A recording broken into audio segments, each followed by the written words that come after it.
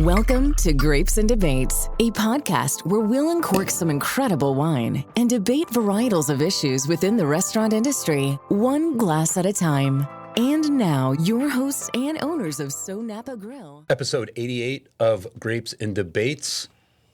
I am Adam Barringer, founder of SoNapa Grille, here with two amazing people, Crystalyn and Doug Hackett, the owners and winemakers, Spicy Vines. Welcome. Hello. Hi, thank you. This is awesome. Yeah. So we're about to embark on our third wine dinner today. Yes, we are. It's been a really, really exciting trip, and thank you so much for having us. Well, listen, Spicy Vines, we've known each other now for 8 years, and this the last visit that we had out in Healdsburg was amazing, and we managed to stop by your tasting room about a dozen times and really visited your winemaking facility on the top of Pine Mountain. It was awesome. The wine dinners that we've just had are amazing. And for the listeners that haven't been able to make it to the wine dinners, why don't you, now that I've introduced you, Crystalyn, tell us about Spicy Vines and how you started and the evolution with Doug coming on board as the winemaker and how you went from basically spiced wine to really an amazing portfolio of wines. Yes, so Spicy Vines is really, as I've been kind of starting out with our dinners and sharing with your customers, it's really a story of grit and perseverance and, following your creative spirit and love and all of this is boutique. Oh my goodness. Winery. You know what? I can't believe that we're doing this and we don't have wine in our glass. What are we going to start with? How dare us? It seems like it seemed to me that I was a little empty. I know. I don't know. Shame on me. Do you want to start with the bubbles? Do you want to go to SB? Yeah, I think working our way down looks like the beautiful thing to do. Let's do it. You're going to open it? All right. You can keep talking while I'm... Yeah, you do that, and I'll start opening these. We can walk and chew gum at the same time. That sounds great. So we started... Speak for yourself, Doug. Well, I am sitting. Yes. I just graduated from college and I lived abroad in Europe, and I was actually training horses in Germany under Johann Lindemann, who coached the German Olympic team in '86 and '91 for dressage, and I had a cool opportunity. I learned a lot. I had competed internationally before that, so it was the sport that I was very passionate about and in. But I realized I didn't want to make a career out of it. So I hung my hat up and I decided to travel a bit. And I was in Germany and other Northern European countries. And around the holidays, they have this wine that's served hot traditionally, Glühwein or Glog. And it was tasty. I had it. It was fun visiting the Christmas markets. And as I was traveling, I remember very specifically calling my mom one day and, having like a quarter life crisis and not knowing what to do with my life. And she said, I'm still there. Right. She said, moms are so... Does it have to be a crisis when you don't know what to do? Like, what am I doing? Can it just be life? Yeah. It is life, actually. I feel like it could be quarter life, half life, whatever. And she said, why don't you, take something that you experience on your travels, right, and bring it home. And I kept an idea book going, so this got jotted into the book on one of the pages, and I kept going. And, I really am a believer of people really pursuing their ideas. Ideas are so fleeting, right? And unless we actually jump on them, they never happen. They're fleeting. So, flash forward, it's about a year later, and I was in San Francisco. I eventually, stopped traveling around and came home. True story is I eventually ran out of money and came home. And, I had a cold, and I was like, I was going to make this wine that I had in Germany. It'll make me feel better. I'm going to throw some brandy in it and call it a night, and it's going to be great. And the recipe that I came up with, I pulled out all the spices out of the cabinet and found wonderful out of our refrigerator. The recipe actually turned out really good. And I know I was drinking a lot of it, so that could have, altered my perception. But the next day I woke up, I tried it again. I said, I really I really would like to put this in a bottle. And I knew nothing about the industry. This was just a wild, crazy idea. Let's be honest. It was a spiced wine.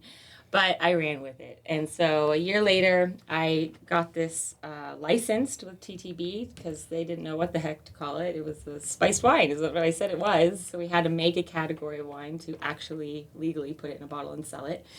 And we were the first ones to do it in the United States. So we started with a very unique entry into the marketplace, and we've always kind of kept that spirit of creativity through and through in everything that we do.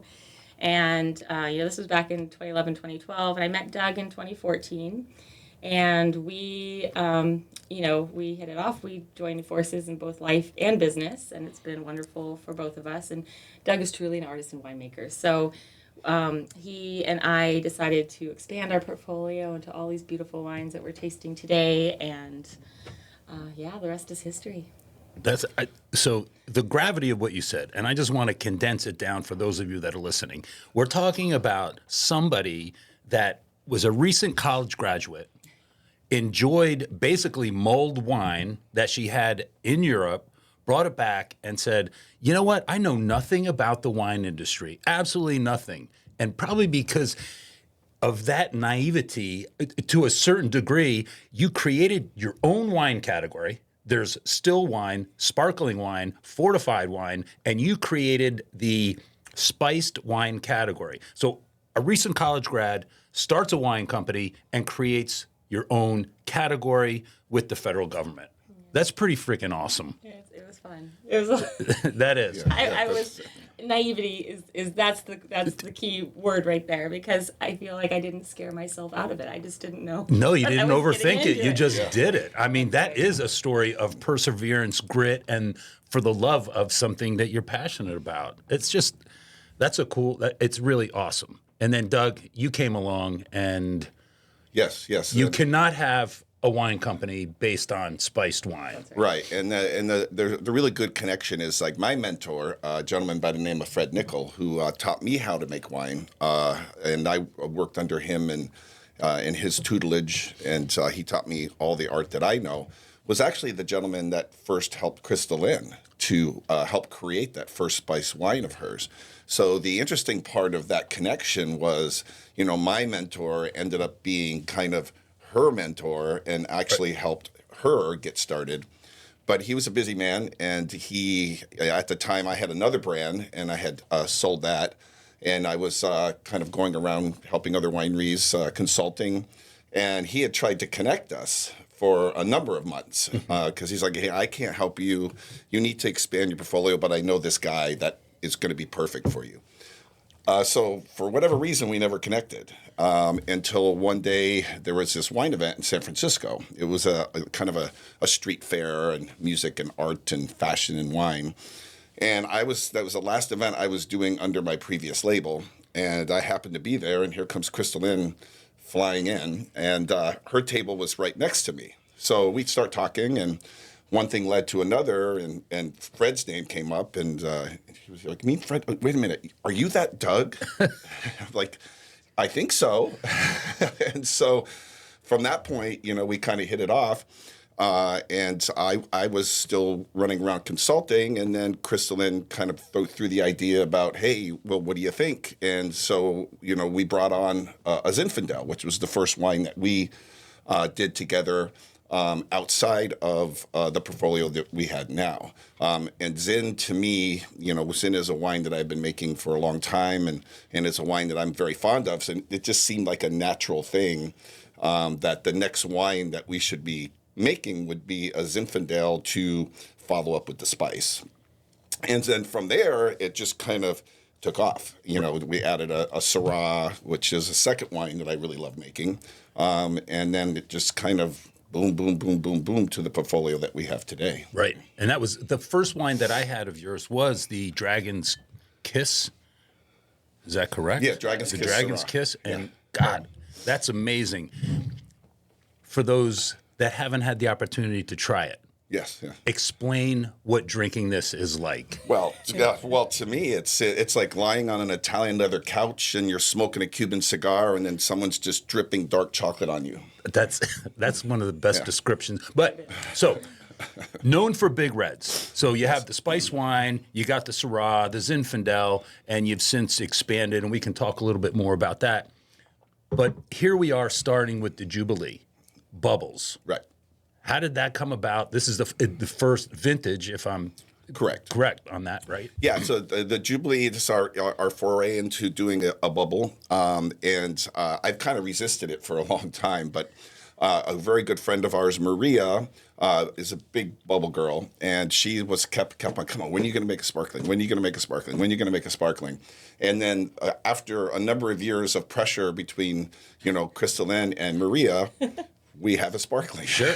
Right. So, and it was fun. Crystalyn can talk about how it came about, but it's an interesting wine. For us, it's actually 4 grapes in it. It's Pinot Blanc, Pinot Gris, Pinot Meunier, and Chardonnay. It's a dry brut. It tastes wonderful.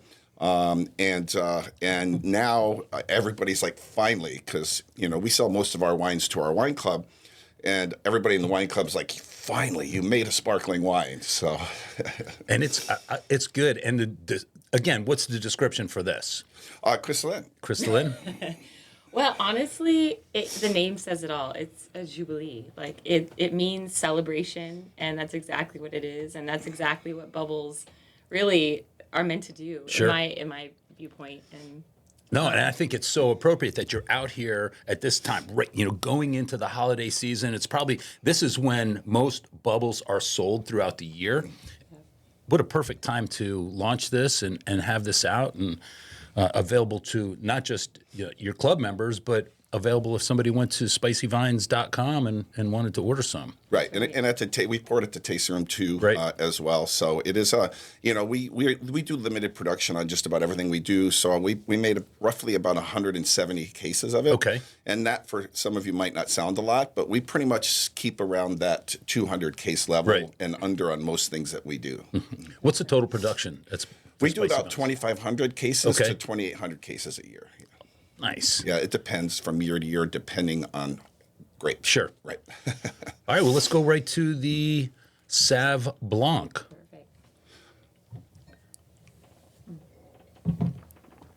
perfect. Yes, you notice we don't dump. No. Just drink it up, Yeah. That doesn't happen on this podcast. Yeah, I was like, there's no room for a dump wasn't bucket. even We'll just available drink. when No, wanted it wasn't. Absolutely not. And my 2 business partners, Chris and Joe, couldn't be here. Where Joe was up getting set up in Jacksonville for the wine dinner to allow us to do this. To have fun, right? And Chris had something come up with his wife, and he's helping her today. And I'm just saying, I bring it up because they would absolutely forbid us from dumping. Yeah. Well, I tell Crystalyn, I can right. always be your Doug bucket. Yeah. So this is our morning song, Sauv Blanc. It's not the first Sauv Blanc we actually did. We have our normal Sauv Blanc that we do all the time, which is we call Sunny Days. And it's a very crisp, very fresh, citrus-oriented. I'm a big oyster guy. Crystalyn loves oysters, so we wanted a white wine that was oyster friendly, and that's our Sunny Days. And I tell people about that wine. It's like, picture yourself lying on lemongrass and someone squirting you with white grapefruits, lemons, and limes. I mean, that's kind of the refreshingness, how it feels. But we have up on the mountain, because we're up on Pine Mountain, the winery sits at 2,400 foot elevation. There is 3 blocks of Sauv Blanc up there that sit at 2,200 feet. And recently, a few years ago, they grafted over a block of cab that was not really ripening because it was in a cold spot, and we put Semillon and Chenin Blanc in it. And so this is the first year that we got some grapes off the Semillon and the Chenin Blanc. So we only had a little bit, so I figured, okay, well, why don't we make a different type of Sauv Blanc? And then part of this is, every time I wake up with Crystalyn in the morning, I hear birds singing. So I'm like, well, baby, how about we do a Sauv Blanc that's called Morning Song? Because waking up with you every morning is like birds singing in my ears. So we have, that was the name. The name. Right. So this wine's very different. We age it for 9 months in about 25% new French oak barrel. And then we add the 6% Semillon, 1% Chenin Blanc. This is like, picture yourself in a French bakery and you order a poppy lemon seed muffin that has a little bit of almond shavings on it. That's kind of the profile of that. And I tasted the two of them side by side, and to me, I like the flavor profile of this a little bit more. Maybe there's a mouthfeel, but explain to the listeners and people watching this, typically a Sauv Blanc, stainless steel fermentation, Yes, right? yes. Mm-hmm. Or, I don't know, concrete egg. I'm not sure if that's that popular for the Sauv Blancs. But it usually is released a little bit quicker. Correct. But with this, if you're aging this for 9 months in French oak, so you're taking time to let this develop, would you say, mouthfeel from the oak? Yeah, well, it's a couple things. That shaved almond, you get that little bit of toasty kind of nuttiness. You have to be careful with Sauv Blanc because it's easy to give it too much oak. Right. So we only did 25% new, and the rest was all neutral barrels. We didn't barrel ferment it. We still fermented it in stainless steel. Okay. And we fermented the Sauv Blanc, and then we co-fermented the Semillon and the Chenin Blanc together. And then we blended it in when we went into barrel after fermentation. And then, we aged it for 9 months and then bottled it in the summertime. And then actually released this in the fall like a Chardonnay. Okay. Because it has kind of that weight and that texture on your palate. Right. Yeah. And the beautiful thing is it's not oaky. Like No, for your it's listeners, definitely not oaky. It's it's complex. It has a really nice mouthfeel, as Yes. you mentioned before. A little bit of a creaminess. So it just is really a beautiful full body Sauv Blanc. Yeah, and it's really it's our. We used to make Chardonnay for a long time. Matter of fact, Chardonnay was the first white wine that we made. But I didn't get tired of making Chardonnay. It's just everybody makes Chardonnay. So the thing that I pitched to Crystalyn is, we're spicy vines. We're not everybody vines. Right. So why don't we change our white profile? Keep our Sauv Blanc because it's kind of a staple. But then kind of with the grafting over of the Chenin Blanc and the Semillon, I'm like, well, there's not a lot of people that are making Semillon or Chenin Blanc. And there's certainly not a lot of people that are blending it. And there are some people that will age their Sauv Blancs in oak. And I said, well, why don't this is kind of a good transition for our wine club because it's not Chardonnay, but we're aging it in oak like a Chardonnay.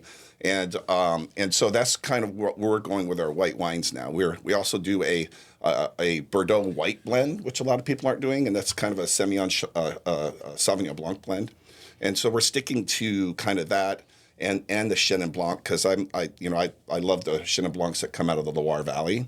And so we're going to try to do our best. And our Chenin Blanc is not a valley Chenin Blanc. It's a mountain Chenin Blanc. It sits at 2,200 feet. Our white wines, we pick our white wines, late October into November when most people in California pick it in August. So we get a lot more hang time, a lot more concentration on not just the white wines, but also the reds from the mountain. And because the berries are very small. So. And I love working with mountain fruit. I mean, I think the valley fruit, the Old Vine Zinn vineyard, the Burnett vineyards that we have is incredible. I mean, for its own right, those are really old vines. They tap, the root systems tap 13 and a half feet deep, our own water source. It's just a piece of history in the valley. But then you go to the mountain fruit and it's wild and wonderful up there. And every little area on this mountain is so unique and so different. And well, that's going to lead us into the next glass of wine, the reds, and segue. it's always grapes and debates, and we're going to weave in the debate along with us learning about spicy vines. In case I didn't mention it, the tasting room is in Healdsburg. Mm-hmm. Yeah, your winery production is Pine Mountain, correct, which is North Sonoma. Town called Cloverdale. Correct. So it's kind of Alexander Valley all the way up the valley, and then you have Pine Mountain. Yeah, we're arguably the highest AVA. Pine Mountain Cloverdale Peak is an AVA, and part of that AVA is in Sonoma County, and part of it is in Mendocino County. So some of our grapes are up on the mountain or Sonoma, some of them are Mendocino, but it's a Pine Mountain Cloverdale Peak AVA, much like Carneros is. Part of it's in Napa, part of it's in Sonoma, but the AVA is Carneros, right? So we love mountain fruit, which is why we're up there. And we also love super old vine valley fruit. So what we do is we work with the mountain fruit, which most people are winemakers are playing golf and they put they put everything away by Thanksgiving. I'm still picking grapes. And we love that. We love that we're still working into December. Matter of fact, the day before I got on an airplane and came here, I pressed my last load of Merlot. Really? So, yeah, okay. So it's still going on. But for us, anyways, we love mountain fruit, but we also love the dry farmed, super old vine fruit that you can get in some of the vineyards that still exist that haven't been torn out. And one of the vineyards is Burnett Vineyards that Crystalyn just mentioned. We do our old vines in, and I do an old vine field blend there. Like in the old days, they would plant a vineyard with all these different varieties, and they would just come and pick the whole variety and co-ferment it as one, and that was their wine. That's what they drank. Right. So we saved the vineyard from being ripped out that had 5 different varieties in it: Cinsault, Carignan, Grenache, and Petit Syrah. And we make our Edge Red Blend, which we are changing the name of that to a different name, but we don't know what that is yet. Stay tuned. Stay tuned. It is no longer to be called that name anymore. It's going to be called something else. But I also do what's called a saignée. So I'm crushing the stem and cold soaking to make that red wine, and I monitor the color. And if you don't know what a saignée is, it's an old French way of making rosés. A lot of people in the New World do what's called direct to press. They take their red grapes, they put it in the press, and you got your rosé. I do it the old-fashioned way, which is I'm crushing the stem and cold soaking to make that blend, and then I saignée or bleed or take away juice and to make our violet rosé, which is named after my grandmother. And so saving that vineyard, we've actually created 2 products that we didn't intentionally tend to do when we were saving the vineyard, which is amazing, right? Which was the start of our rosé program. It was, and we never intended to be very much known for our rosé or a rosé house. I mean, we have more reds, big reds, but our rosé has been it always gets awards. Everyone's coming in for our rosé. It was voted best rosé in Healdsburg a couple of years ago. At the Healdsburg Tribune, and everyone loves it. I mean, every year we get double golds and double golds and double golds in the Chronicle competition, and with our reds too. But our rosés were just like, and then we got another vineyard that was 108 years old. It's 100% Carignan, and so we were bringing back our Madame Carignan label. And I was like, Ellie Rose, let's do a rosé named after our daughter. So now we never intended to make rosé. Now we make 2 rosés. 2 rosés. And they get, I mean, I know we're not drinking any here today, but, and they sell out and they get all the awards in the world. And I think it's because, I don't make them sweet. They're very Provençal style. Yes. Which is south of France. They're dry, they're approachable.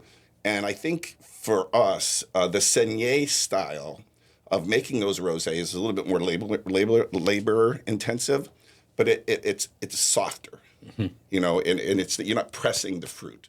The fruit's just gently draining. Okay. And then we feel that is fantastic. And then for our red wines, it gives us more color in our red wines, more concentration. So we're talking about Syrah, right? Well, I don't know how we got into rosé. We just drank it. I know. We just drank it. Well, the Syrah is. I'm already onto the I'm onto the cab. Well, the Syrah is the only wine I'll rip it off really quick. The Syrah is the only wine we make from the Sierra foothills. Most of the wines that we do are Sonoma County, Valley, Old Vine, or Pine Mountain on the mountain. The Syrah is the only wine we do from the Sierra foothills. It comes a 2,200 foot elevation, so it is mountain fruit above a little town called Fiddletown, and it's an older couple that I met years ago, and they kind of just liked what I was doing and asked if I would be interested in take their fruit, and we have been taking it, and we just absolutely love the Syrah, and it is, like I said, the only grapes that we bring in outside of kind of our area. Okay. Yeah. So from someone who doesn't maybe understand, so if you're sourcing grapes from that particular vineyard, the Sierra Nevada foothills, how does it come to you? Does it come to you as like a ton of grapes in one of those bins? Correct. So I'm up there all the time telling them kind of what I want to do, and then I order the pick. I try to give my growers. Sometimes you can't give them 48 hours. Sometimes it's like, hey, it's going to rain tomorrow. I need to pick now, right? So, okay. But we've tried to give our growers 48 hours so they can prep for getting everything. And if I have to send bins up, I can get bins there in the vineyard in time. And then they pick the fruit, and the fruits show up in half-ton bins. We don't like picking in 2-ton bins because we feel it's too heavy and we feel it squishes the fruit, and so it's not so soft. The grapes show up, and the bottom is already sometimes squished into juice. So what we like to do is we do it in half-ton bins. And then what we do is if you look at our wines, you probably can't see, but there's sediment in all my reds because we just don't believe in filtering. We think that. We don't do anything to our wines. We don't, the wines, I rack them, I aerate them 2-3 times, and then, we put what's called a bug catcher, a little screen in the line, and they go into the bottle. And it's a very old school way of making wines, but because we're not doing anything to our wines, we don't feel the need to filter them. They're clean, yeah. Now, going back to the Sierra Nevada foothills, how far is that from Healdsburg or from Pine Mountain? Yeah, so it's probably a good, from our winery to where this vineyard is probably 4 hours. Okay. Yeah. So just from, and this is just me not understanding, do you have to go up there, check the vineyards, Correct. and determine, okay, it's ready to pick now? Correct. So that's like a full day. Mm-hmm. 4 hours there, boom. Correct, yeah.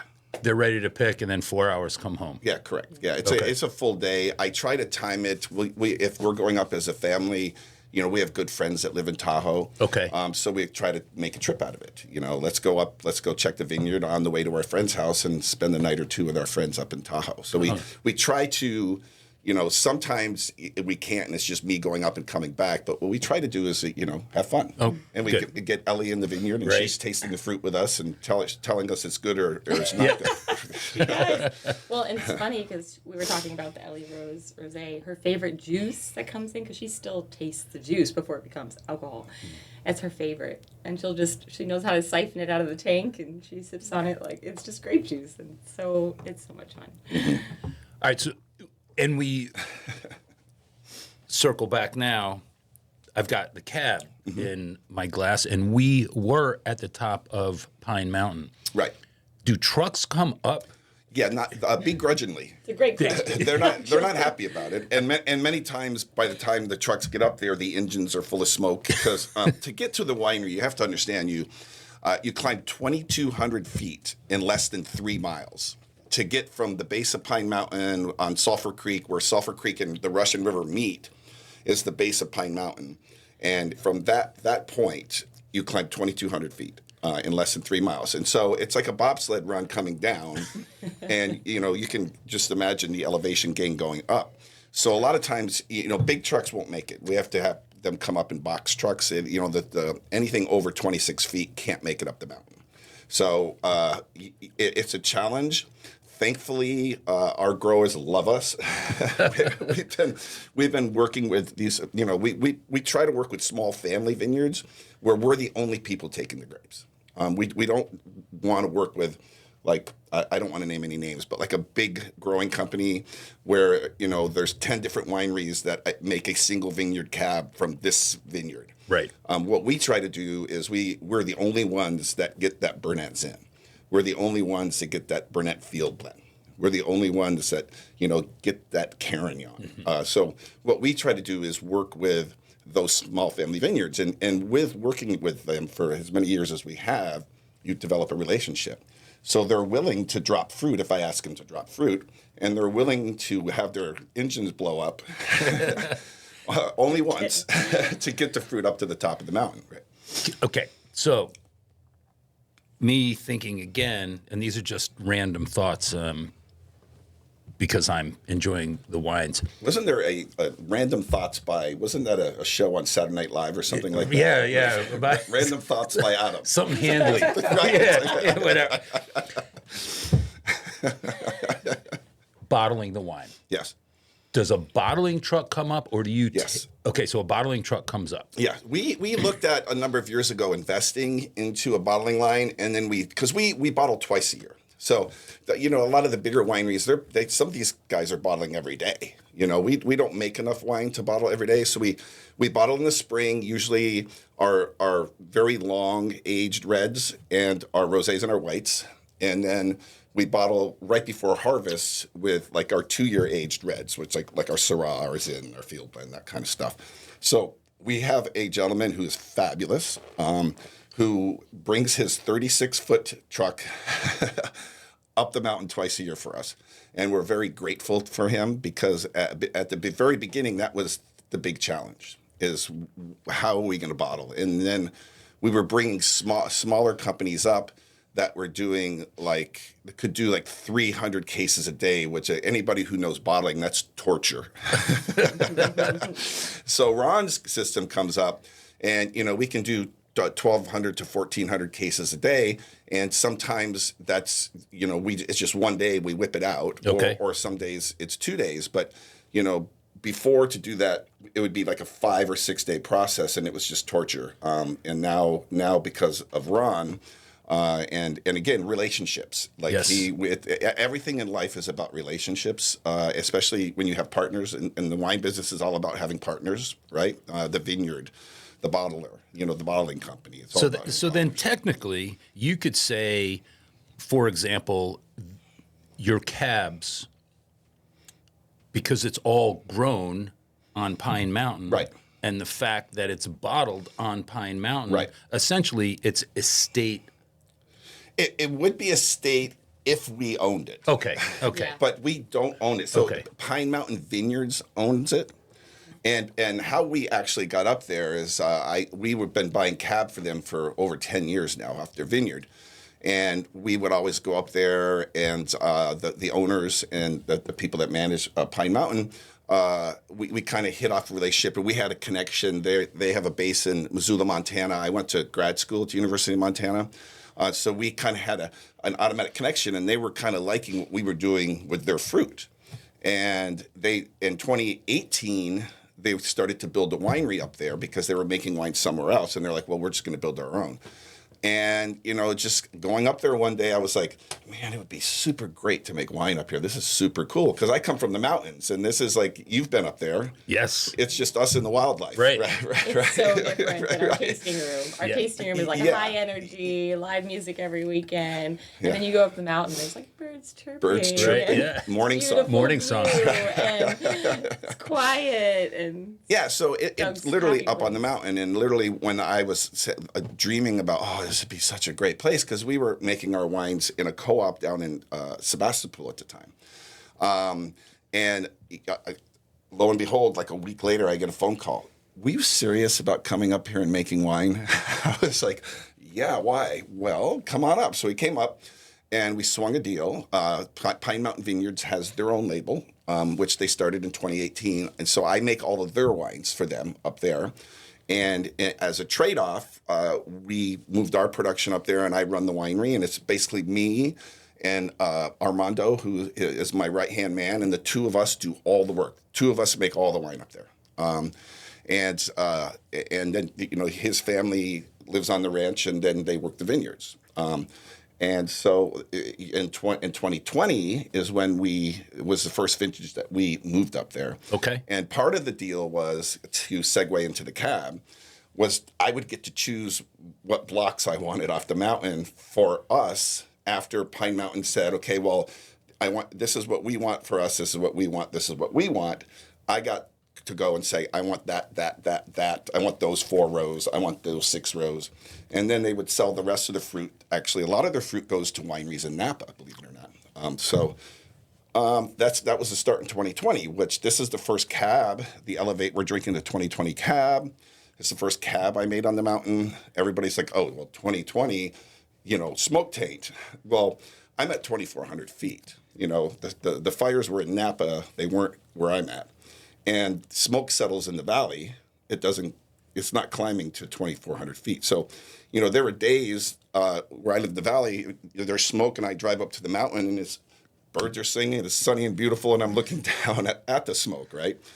So we didn't have that issue on the mountain. And so some years with the cabs up there, because I can pick certain blocks off the mountain that I want, we'll do single block cabs because I want people to see it's the same clone, 100% cab.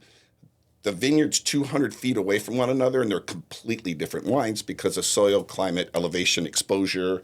You know, it can be 10 degrees. I could go 200 feet, and it's 10 degrees difference on the mountain. So most years we do single block cabs.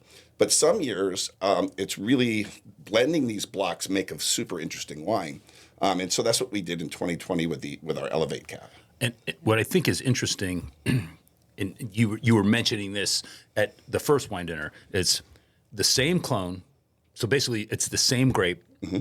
It's the same winemaker. You make it in the same barrels, mm-hmm. essentially, but it's the difference is the soil, the climate, mm-hmm. elevation, exposure, yeah, all that stuff they call terroir. Terroir. Right. But it's just interesting, and you own it. Okay, so this is block 4 or block 7, or named after whatever individual area that you're picking from, mm-hmm. versus some of the bigger wineries that just produce, let's say, this is our cab, and they will blend it and try and get everything to taste the same year after year after year. Right, yeah. Right. And we go for the opposite of that. What we want to do is why we don't filter fine any of our wines. You're going to get sediment in the wines, and you're welcome. Because our wines are very balanced. They'll drink very, very beautifully young, but they'll also age for a very long time because of the balance in it. And also it hasn't been filtered. It hasn't been tinkered with. It's just a natural wine, right? And so for us, if someone comes to me and says, wow, your 2017 tastes a lot different than your 2018, I thank them. Yeah. Because it should taste different because Mother Nature was different. So what I got was different. So every year, what we try to do is not highlight my chemistry ability. What we try to highlight is what the vineyard gave us, right? What the climate was like. This 2020, this represents what Mother Nature gave me in 2020.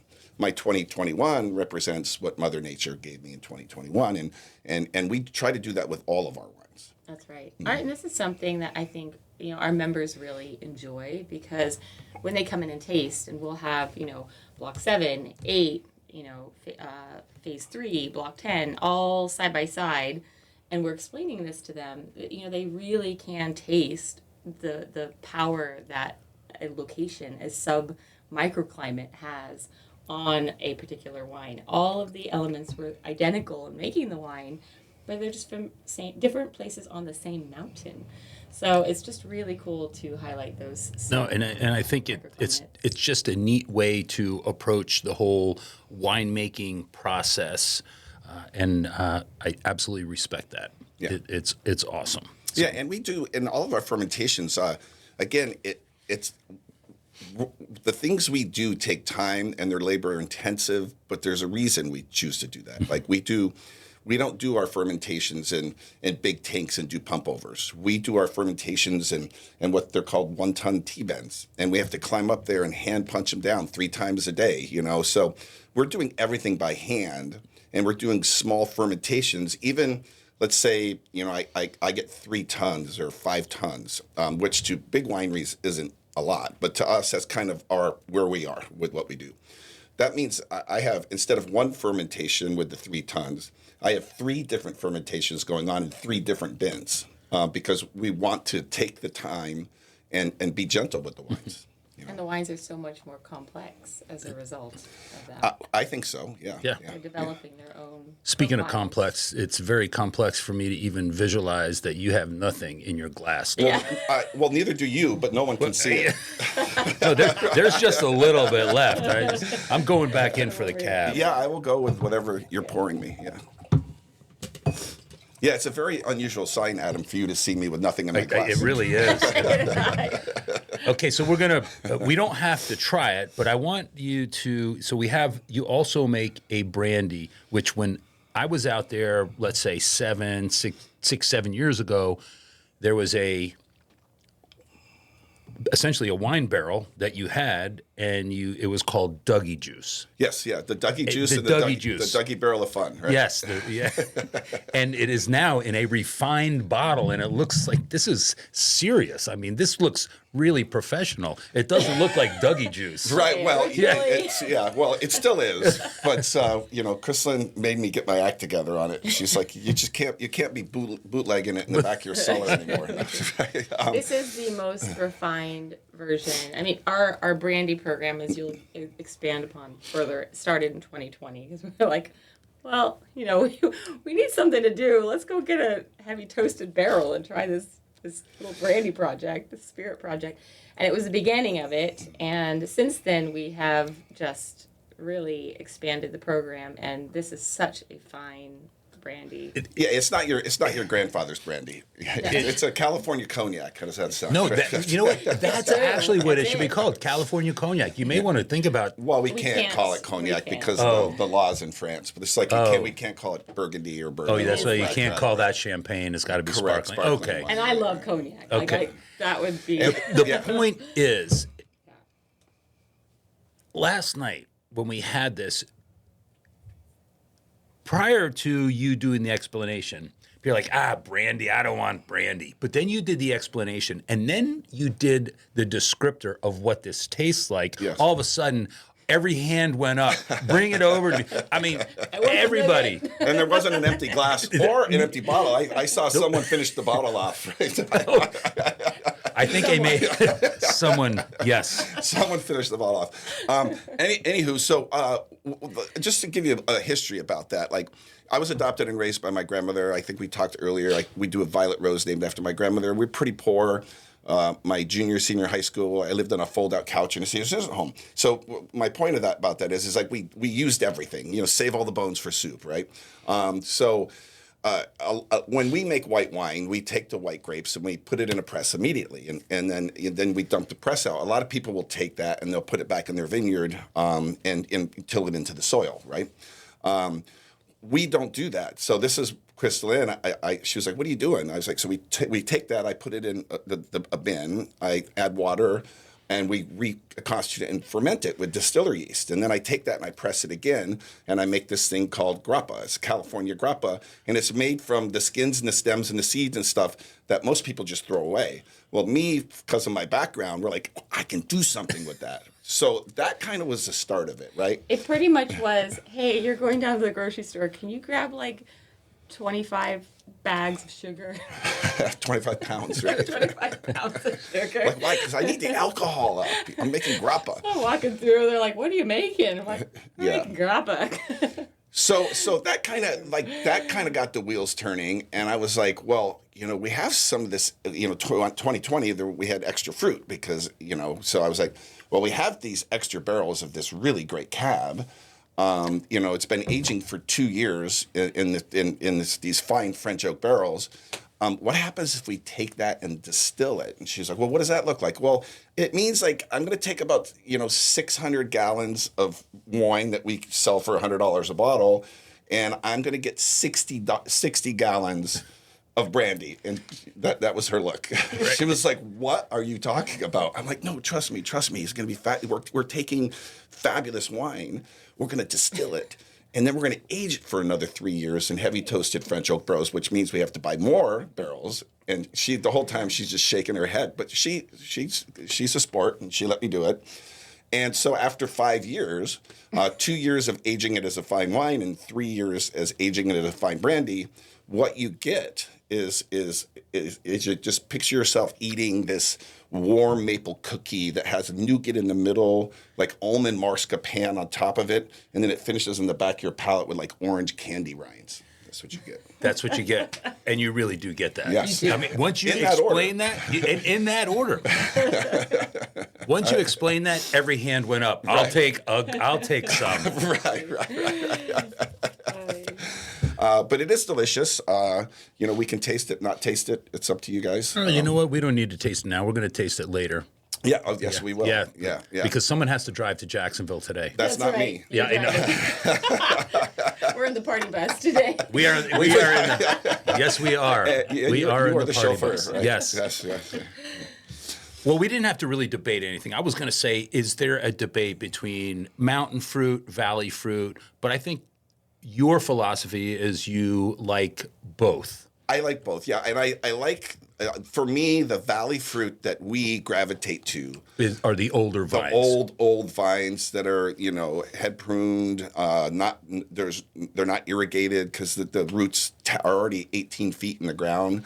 So they're going to do their own thing. Right. So we gravitate in the valley. We gravitate to the vines. Most of our valley stuff is 100-plus-year-old vines.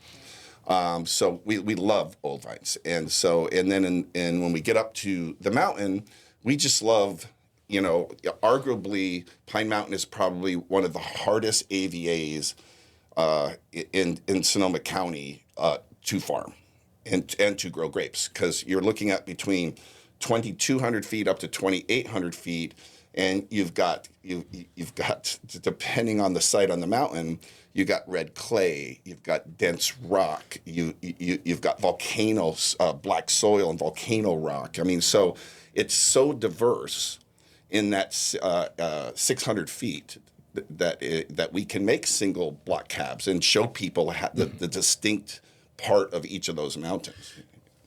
Would you say there's a difference between Pine Mountain and Spring Mountain and Howell Mountain and Mount Veeder, Atlas Peak? I mean, when we talk about all these elevated mountain fruit, and I know each one because of the different soils, and is there that much of a different climate, let's say from Pine Mountain all the way over to Howell Mountain? I would say yes, and the reason why is elevation. First of all, we're higher than any of those areas. Second is the diversity of multiple counties, and so Spring Mountain has that. Spring Mountain is part of it's in Sonoma, Correct. Part of it's in Napa.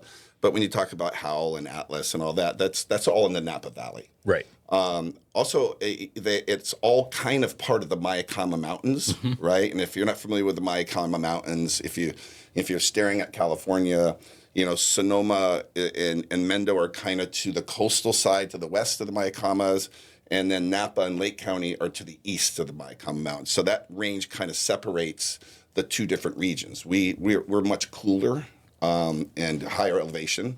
So we get very cold nights, and because depending on where the exposure is on the mountain, very warm days.